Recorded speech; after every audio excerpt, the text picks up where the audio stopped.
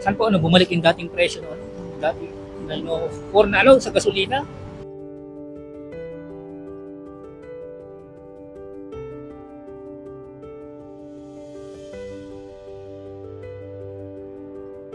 Taas sahod din, mga gano'n. Gaya namin mga empleyado, kailangan din pantay din sana yung pagtaas ng mga bilihin kasi halos lahat sa pamasahe, bilihin, pero yung sahod na natili pa rin na gano'n po.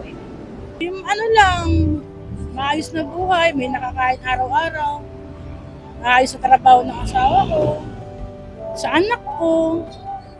Kaya sana po kung mataas na rin po yung mga bilihin or kung ano man po eh sana tumaas din po yung sahod ng tao. Ganyan. Maging maayos na po yung natin, bansa natin kasi medyo hindi na magandang nangyayari sa mga katulad ng gasolina. Una-una, lagi natin kailangan yan eh. Ayun, promote peace and hopefully ma-resolve yung quality. Sana makasurvive yung mga tatrabaho sa mga transportation sector. Kasi mahal yung gas. Sana makatawid sila sa everyday needs and that's it.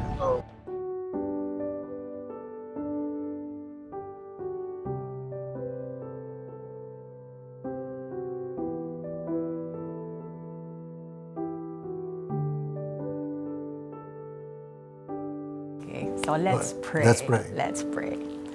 Panginoon, maraming salamat at ikaw, you are the one in control of everything. You are a sovereign God. Alam niyo po ang punot dulo ng mga sitwasyon na ito, Panginoon. Nakikita mo ang mga pangangailangan ng aming mga kababayan, Panginoon. And Lord, naalala ko itong dasal na to. Huwag niyo kaming pagyamanin na makakalimutan namin kayo. Yes, Lord.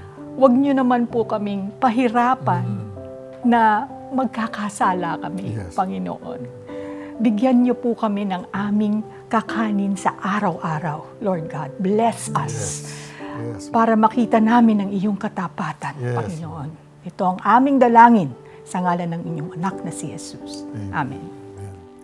Kung kayo rin ay may prayer request or answered prayers, narito ang aming prayer center representatives para umalalay, ipagdasal kayo, o samahan kayo sa pasasalamat sa ating buhay na Diyos. You can call us at 873-70700 or send us a message through the 700 Club Asia Facebook Messenger.